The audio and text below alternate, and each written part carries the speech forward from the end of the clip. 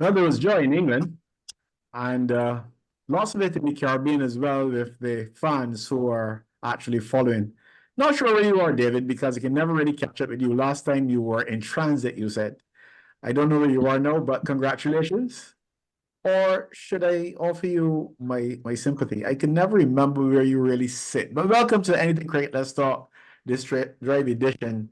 And of course, England defeating the West Indies in the end quite convincingly. Your thoughts? Well, wherever I leave my chair, that's my home. Um, but I do favour West Indies. They're my team. They have been since the age of 5 when I first saw them playing Sussex back in the 60s. Uh-huh. So I've been a West Indies fan since the age of 5. Uh-huh. Um, and therefore I was very disappointed with the outcome yesterday. I was very confident the West Indies would win. I wrote a piece saying we were witnessing the last rites of the Joss Butler, Michael Mott era. And I was confounded. And I think one of the reasons for that, which I know we're going to get into, is suspect selection on the part of coach Sammy and his team. I mean, it was obvious to anyone who watched the Afghanistan match. I know we both watched it very closely that Obed McCoy had to play in this match because he bowled really well, taking 3 wickets.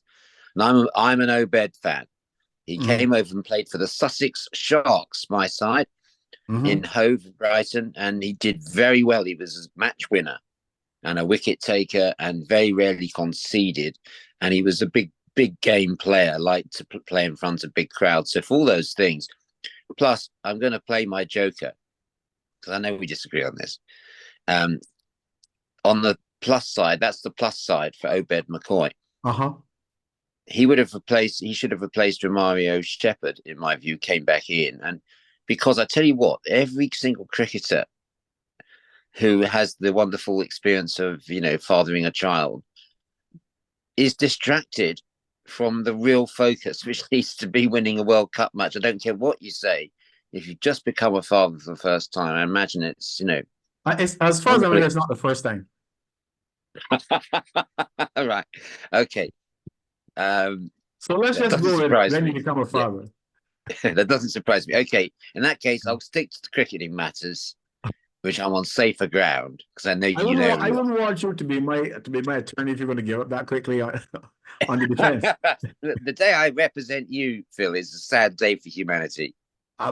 Sad day for me for sure. Yeah, well, I get what you're saying about Romario Shepherd and that's well, that's an interesting point, and not one that I would try to contradict at all. But my issue with Romario Shepherd is not so much um lack of preparation for that game. My issue with Romario Shepherd is that has come about because I watch pretty much every match that West Indies play, um, in whatever format of cricket, and I don't just watch for the entertainment. I make note of things, and then the stats sometimes bear these things out. And the stats will show that Romario Shepherd is, I believe, speaking from last time I checked, the most expensive of the West Indies Yeah. bowlers. No, I'm not even going to get into death bowling and if he's suitable, if he's not suitable. That mere stat alone, that of the players in the team, he's the most expensive in terms of Yeah. the rate. So you throw him the ball with the game on the line. As I was watching that game, David, coming along to the 12th over, somewhere about there where he came on, 12, 13, somewhere around there. The thought that came to me was, I don't know who's going to win this game. England is Mm. well positioned, but this is cricket. West Indies may come back. What I do know, and I have to put no in inverted commas because I'm not a psychic. What I do know is that if they bring back Shepherd, West Indies will lose. So what happened in the end was of no surprise to me. I'm not trying to tell you I expected it would have gone for 30 something runs, but I knew that bringing back Shepherd would mean West Indies would not win the game. Absolutely, Philip. I totally agree. I had the same feeling myself, but the other reason I felt so strongly about it And was that the has way nothing to that do Phil with his Salt. recent fatherhood, David, by the way. That No, has I to know. do No, with in years of cricketing watching him terms, play white ball yeah, cricket. of But course. go ahead. No, I was being light-hearted, but no, a Uh, serious point.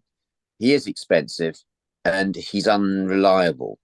If he starts getting hit, he loses his lane, and batsmen can bully him, and that's what happened yesterday. Believe me, Phil Salt and you knew this Bairstow, that before, was a David? brutal attack. David, were you aware of this before, or you only realized this yesterday? No, I'm serious. No, You recognized this before yesterday, right?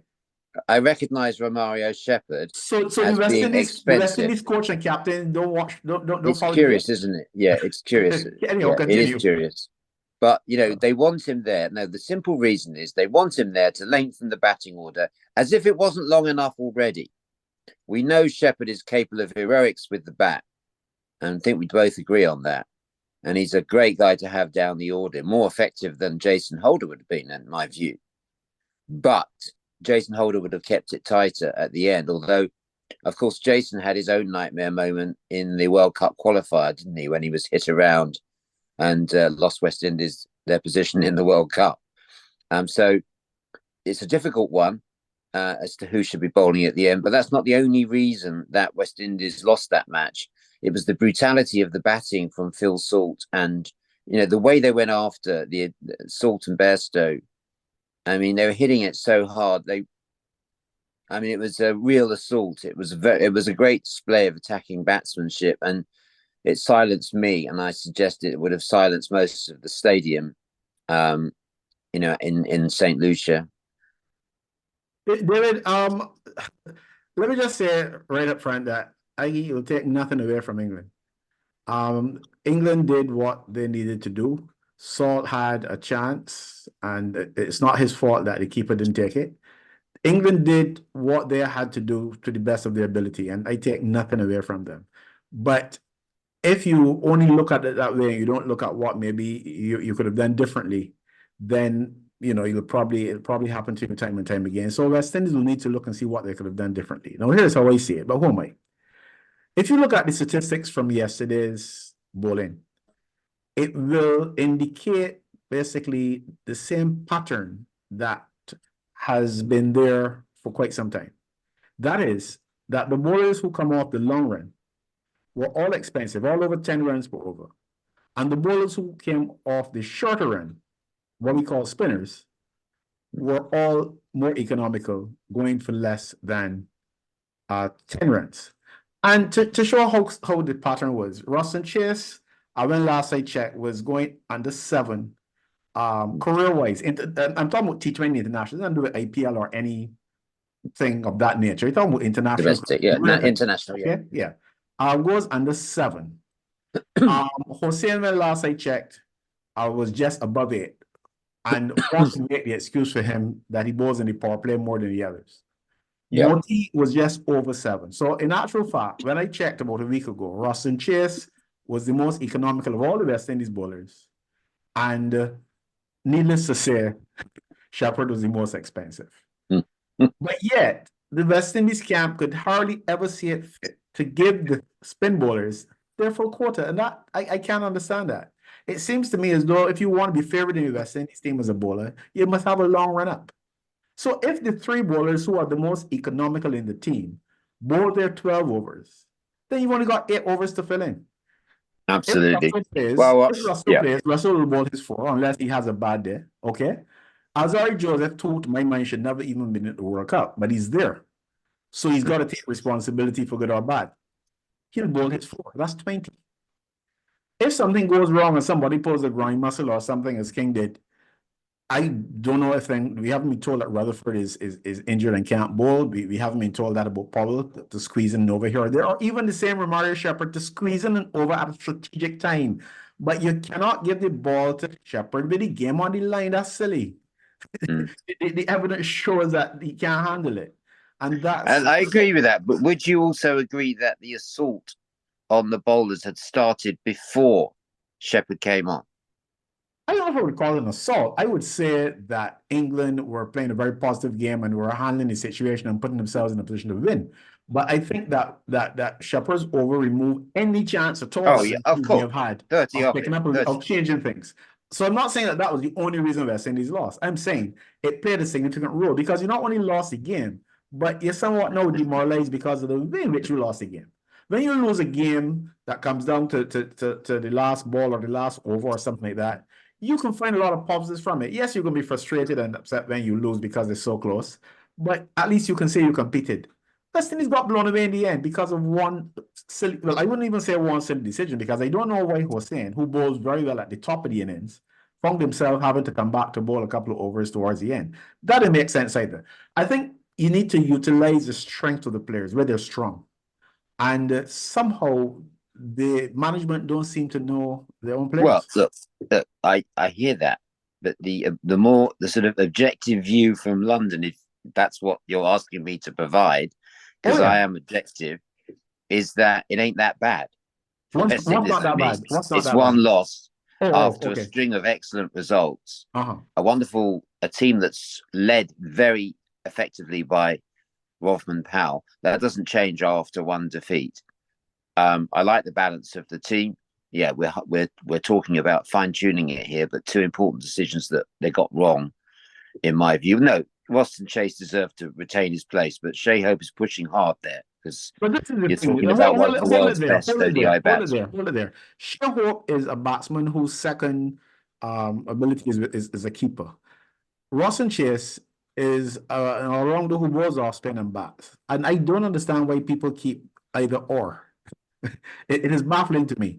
If Rawson Chase is part of your spin attack, which, given the fact that he's the most economical of all the bowlers, he should be part of that attack. Well, I agree. No, Even if he bats at let number me on that 12, subject, Philip, so let he me just cannot say be one thing. competing with a player with Yes. Shea Hope. No, let me say one thing. When I was in the Caribbean covering regional cricket, I had the pleasure of talking to Mushtaq Ahmed, who for a period was the spin bowling coach for West Indies. And we were reflecting on Roston Chase's 8 wickets in the test match against England. And I said, how surprised were you by that? How far off is Roston Chase from, in your view, a frontline spin bowler? He said he is a frontline spin bowler. He's shown himself to have real quality. He's not just a part-time. It's ridiculous to call Roston Chase a part-time bowler. So yeah, of course he should be playing. And you're right. I'm mistaken for saying it should be him or Hope. I was just referring to the batting. But it's not just you. It's not just you, David. That seems to No. be the broad thing. And this is why you said it's not a big thing. I mean, the fact that West Indies lost the game, and I would agree with you on the surface of that. It doesn't have to be a big thing. To me, it's only a big thing because it's a reflection of the warped thinking in the camp and around the camp. Because the decision making, how after all we have seen, can anyone consider Romario Shepherd a crunch time bowler? That's crazy. And if you're going to continue to make those poor decisions, a team that is getting it together, has been playing some very good cricket over the last year or so, will mess up the opportunity to maximize whatever potential they have to do well in this tournament. No one said it would be easy to get to the final, to win a T20 tournament at home. It's never been done for a reason, and it's not easy. No one said it would be easy. There will be hiccups along the way. No team Which should not be self-imposed hiccups, though. Well, if Akeem Hossein is your best bowler, sorry, is your one of your specialists in the power play, and for example, Phil Salt or somebody picks him up and hits him for 30 runs off and over, you can't blame the captain for that. Akeem Hossein has had a bad day, but that was not the case. The captain brought on a bowler who shouldn't be nowhere near the ball based on his own performance over time. And that's my concern. That's different from if a normal Philip, bowler. you've made the same point to me now 6 times, so you're preaching to the church. I'm not saying it was. I'm hoping that we got some listeners out there as well, David. Well, and new listeners and viewers are joining as we go. You might lose them if you mention it a 7th time. Okay. No, but just building out the conversation. I think it was a good game of cricket between an England side that's shown what it can do for the first time in a knockout international competition for some time after that dismal 50-over World Cup. And for West Indies, this looks like a team full of talented individuals with an extremely underrated and impressive spin attack. And the stats that you've referred to there exemplify that, with Chase, with Moti and with Hussein. You've got three contrasting bowlers, all with fantastic records of economy rates. In international cricket, I'm not interested in franchise figures like you. I regard that as domestic cricket. I'm interested in the international figures. Mm-hmm. And on that basis, of course, the spinners should be playing a more prominent role. I'll go further. If you let me jump in here, I'll go further. And I'm not suggesting we play four spinners. But I checked the rate of Hayden Walsh Jr. Only today. I was shocked to learn that he's hovering around 8 runs per over as well. But he's not in the team because maybe 1 or 2 bad matches. So it seems to me as though the faster bowlers are allowed to have bad matches and continue to play. But the spinners are not allowed that. Well, 2 words for you. Sam Badri, the man that led West Indies in the spin attack. He opened the bowling for West Indies last time they won the T20. Yes. And it shows that the history of spin in T20 in the for West Indies is a good one, a long one, with some notable successes along the way. Yeah. And so it should be, a big strength that's really being pushed. As you say, even encouraging some of the part-timers to do a job as well. I remember when Craig Brathwaite came on in Test match and took a 5 that, these guys can bowl spin. They've all got the ability to spin the balls. You say Rutherford's promising young spinner.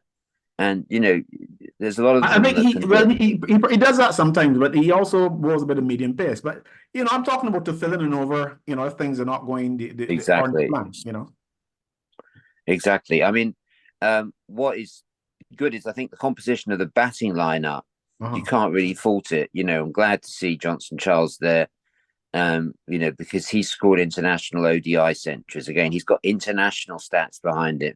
Mm-hmm. To hell with all the examination of matchups in the IPL, CPL, whatever. These are domestic competitions. Mm-hmm. We're talking about international cricket where there's things at stake. Well, more than just money at stake. There's, playing for your country. Some people really rise to that. Yeah. And I think Rothman Powell's led the team. Watching it from here in England, when you see an interview with Rothman Powell, you get right to the heart of, what you can see why he's such a good leader. He treats each player individually. All his conversations, a lot more of them are like one-to-ones. I think he's underrated as a captain. He doesn't follow the traditional Barbados model. But I think he's a very good captain. He's had a good record in T20s, much better than Shea Hope achieved this in 50 over. But I'm sure Shea will become a good captain too. But Rothman Powell's the right man for the job right now. And you've got a batting attack with Puran, Charles, King, Rutherford coming to the fore. That's a great bonus. And you've still got Hetty sitting on the bench waiting for a call-up. You've got Hetmeyer there. And Andre Russell, his return to form in the IPL is of relevance. I think his performance in the IPL surprised a lot of people. He's like back to top form with the bat and the ball. I was amazed he was bowling 85 mile an hour. He looked really quick and useful in this competition. So that's another bonus. One thing I learned from Brendan McCullum's success with the England Test team is looking backwards on past failures is waste of time in the end for the players who have to regroup, focus on the positives, believe that they can beat South Africa, USA. Well, that's a potential tripwire, isn't it? Because the USA have got players with a point to prove. Stephen Taylor will want to say to everyone in Jamaica that he should have played for them and to everyone in the Caribbean. We've seen Aaron Jones, the guy who was born in New York but educated in Barbados. What a success story he was, posting that 90 odd for USA. Interesting. I'm going to be fascinated by that game. But can I say a word on behalf of all British fans of West Indies cricket? Sure. To finish on this point, we're really upset by the scheduling of this tournament because the games are in the middle of the night. All the big matches are 1:30 a.m. our time. It's all been done for the benefit of the Indian market. And anyone would think that Indian cricket was more powerful. It's only 10 times more powerful. And I think we're seeing that. The games have been scheduled for the audiences in Southeast Asia. as well as the audiences in the Caribbean. So for once, and it's probably about time too, the English viewers being disenfranchised. All the games are in the middle of the night. So I'm trying to stay up and watch as many of them as possible. West Indies USA is on which night, Phil? That's Friday night, tomorrow night. Tomorrow night. Mm-hmm. So it'll be a late night. That's right. It'll be a late night. I'll be blurry eyed on Saturday morning. Mm-hmm. Where I should be representing West Ilsley in the Oxfordshire League, Division 6 C. Yeah. Okay, before you go, people love to talk about changes. It's the most exhausting. It's the most talked about topic in cricket. What changes? We love to drop and make changes and exercise that virtual power. So exercise yours. What changes to the West Indies side? I don't know if you want to maybe look at. You may not have looked at the USA side that closely in the previous matches, so it wouldn't necessarily go there. But in terms of West Indies, your beloved West Indies, any changes? Well, the one that we've been talking about, straight swap, Obed McCoy for Romario Shepherd. Otherwise, I'd leave the team unchanged. I mean, I'd love to find a place for Shea Hope, but I don't think he can fit into this side. There's too many very attacking batsmen, and we've always got Roston Chase who can play the same batting role as Shea Hope, which is why I think they sometimes get confused. But as you say, with Roston Chase, he's worth his place as a bowler alone. And Motti and Hussain. No, otherwise I would leave the team unchanged, and they've all done their bit. Obed McCoy in for Romario Shepherd. Okay, a couple of things there. Let me help you with. First of all, I did some checking as well, and Roston Chase, and remember, I'm only comparing international performances. Roston Chase actually has a comfortably superior average, and to Shea Hope, and an almost identical strike rate. Interesting. So there's that feeling again, or I should say, has been expressed by some people, or there's a belief, I should say, that Austin Chase slows things down. And from that point of view, Hope may be the other option. The statistics don't tell us that. So you can decide if you're going to believe the statistics or if you figure that they were created by AI or some other technology. And the other thing is, there's that injury to King. And I am not aware that it has been said conclusively that he will play. There was some mention that he may not play anymore. So if let's assume the worst and he's not available for this game, how would you respond to that? What would you do? Okay, yeah, I would open with I'd ask Buran to step up and open. It would be my first shot. But the important thing is that it gives the opportunity to bring Hetmeyer in, and I think he would be worth. Okay, I really want to get Hope to decide. Oh, sorry, to get Shea Hope into the side. Sorry, that's what we're talking about. So I was getting ahead of myself there. Okay. Yeah. But the object of the exercise is not to get Shea Hope back in, because I still stand by my point that Roston Chase is playing that role. So no, I wouldn't bring Shea Hope in there. You need Hope and Hetmeyer. I got you. Sorry, Hope and Chase. So you would go with Hetmeyer goes for the big bucks in the IPL. I get where you're coming from, and that's one option. I don't know the thing about opening with Hetmeyer or even Puran is, again, it probably exposes a lack of planning because that wasn't really tried before to any extent. No, you're right. So it may not be a bad move, and I may be tempted to go that route myself. Not with Puran, I'll leave Puran where he is, but in terms of maybe a Hetmeyer. But remember, if King is unavailable, they may very well draft in, let's say, a Kyle Mears, which to my mind would solve two problems. You would have yes, please. Is he in the squad? He's a reserve. Fine, he must. So I'm talking about if King is replaced completely. Yes. Yeah. Absolutely. Right. So I couldn't agree more. That, to me, I'm glad you mentioned Kyle Mayers because he's one of my favourite players to watch. I think he's been really hard done by the selectors. Asked to be a Test cricketer, double century in his first Test. Asked to step up into the white ball, does everything. He's asked to open, does everything. He's played every role. Bowl the first overs, everything he's done, and see that he's not part of this team. Yeah, yes, please. I would bring him straight in as opener, and that makes the team stronger. I'd love to see Carl Mayers opening up with Johnson Charles. I think that'd be a I'm formidable gonna be naughty. partnership. I'm gonna be naughty too, David. It will solve two problems. In addition to opening the batting, he can also bowl that first over that he's so well known for bowling. Yeah. And no need for anybody else. But Calmeres or no Calmeres, though, let's put it this way: if King is unavailable, um, and they call in the reserve, they replace King with Mears. That's it. Then yes, that I would go with that option because it gives me the additional bowling option as well, even if only for an over or two. If the squad is being selected only from those already in the squad, then the team, sorry, selected from those already in the squad, then I would bring in Hope to open the batting with Charles and give Hope the gloves, letting Poran concentrate on his batting. That's how I would handle it. But there is that temptation to bring in Hetmar as well, and I would be comfortable with whichever decision the selectors go with. I suppose, yeah. Yeah, I'm not going to bring in McCoy for Shepherd for the simple reason that I don't think you need the extra bowler. So therefore, I think the bowling is well taken care of, even without Shepherd having to bowl. So I don't see the need to bring in McCoy, who is not known for his batting, to bowl maybe 3 or 4 overs, which to my mind are not going to be drastically better than Shepherd's anyhow. I hope this isn't heresy, but I'd rather have Obed McCoy bowling my 4 than Alzari Joseph, who can also be expensive. As a test match bowler, great.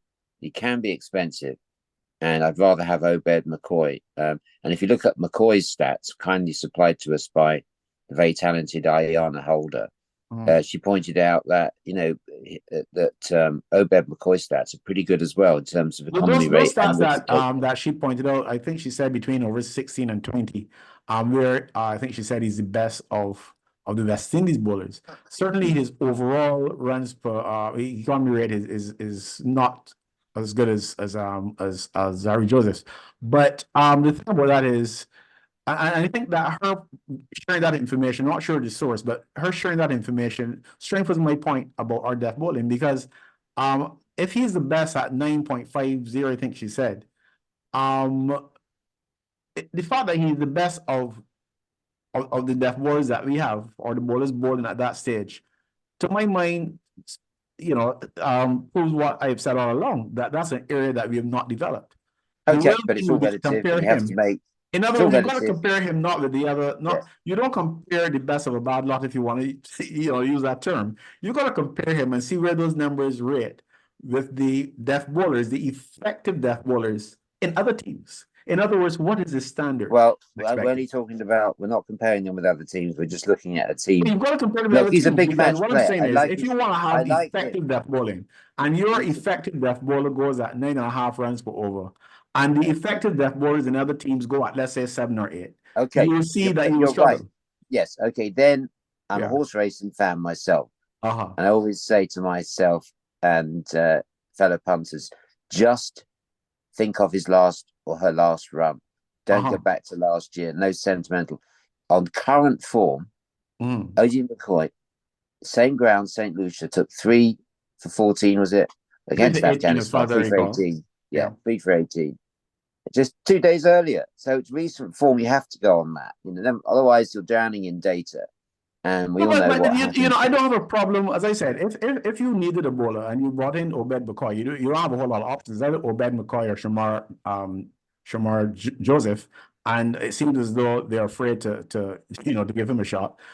So bringing Obed McCoy into the team is not the issue I'm dealing with. I'm saying that we don't need another bowler because if you utilize the spinners properly, if you maximize what they're giving you, then you're only 8 overs short. Sure.